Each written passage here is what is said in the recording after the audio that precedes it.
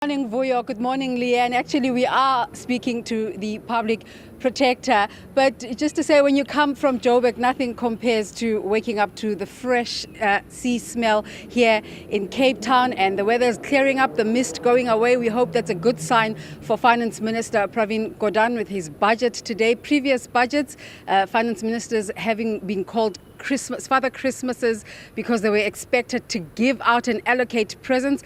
Apparently not really so this year. Quite a tight one, walking a tightrope on the decisions between how much to allocate and also the reverse, how much value these allocations are adding to government and to the South African public at large. But as you heard earlier, Leanne explaining about a campaign that the Public Protector's Office has embarked on to call out all those people, South Africans, who have been affected by interacting with inadequate facilities, especially ICU and neonatal facilities in South African hospitals, and saying they must approach her office and let her know so that she can build up a sufficient case to approach the National Health Department. Advocate, welcome, and thank you so much for making the time to come through to talk to us. Good morning, Desiree, and good morning to the listeners. I know we're talking about the neonatal project, but can we quickly touch on a launch that happened here at Parliament yesterday?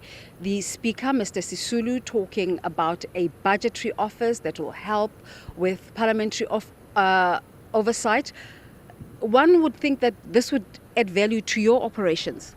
Certainly, the Budget Office will add value not only to the Public Protector Office, but also to the other institutions supporting democracy. You'll know that a decision was already taken by government to detach us from government departments and link us to Parliament. So once that office is fully functional, it will work with us in preparing our budgets and making sure that they are approved without going through government departments.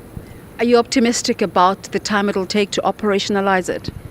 I certainly am. It does take a bit of time. Even the Office in Support of Institutions Supporting Democracy has taken a while, but it's getting on its feet now and will soon be seeing value. Let's talk about this call to people who've been affected, especially for children going up to 5. If your child unfortunately perhaps has passed away in a hospital and you didn't get sufficient explanation as to what happened, how did this come about? We were asked to investigate neonatal and child deaths in hospital a while ago. In fact, from as early as 2007 and then 2009. However, after I met with the Minister of Health, it seemed to me that at the time there was a lot of work that was being done to get to the bottom of what happened and to institute measures to address the shortfalls. Last year in July, we got yet another request to investigate these neonatal deaths from the Institute for Accountability Southern Africa. This time we decided let's proceed to investigate because it's important that relief is given where it could be given, and we stop some of the deaths where we can stop them whilst supporting the long-term improvements that the Ministry of Health is currently sponsoring. You're talking about long-term improvements. Government is continuously talking about the imminent launch of the National Health Plan. Do the efforts tie in? Certainly, these efforts seek to complement the work that the minister is doing around the national health insurance. We have met with him. He has spoken to us about his 10-point plan.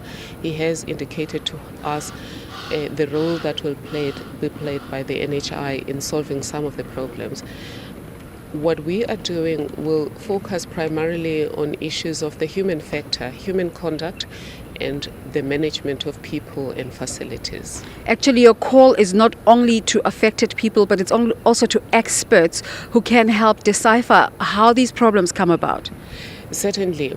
We're asking people who were affected by neonatal deaths or child deaths and they were not satisfied that the hospital did all it could to save the child. or they think certain things were done that shouldn't have been done. And we also would like to hear from experts on the best way forward. Some could talk about their own experiences in these hospitals, and some could tell us what is the best way to distribute resources. The ICU issue is a highly contested issue because there are World Health Organization standards on how many ICUs per group of people. However, there are specific conditions in South Africa that don't fit the model of the World Health Organization. So local experts can contribute to our solutions. Advocate, we have to wrap up, but quickly just tell us, there are timelines to this. Up to when can people make their submissions? Can people approach us up to about 15th of March? Because we already have a draft report and we were intending to conclude this investigation by the end of March, and we still intend to do so. However, we would like to come up with systemic solutions and individual solutions. That's why we're asking people to come, because if we can help them with their individual cases, that would be worthwhile. Thank you so much for your time.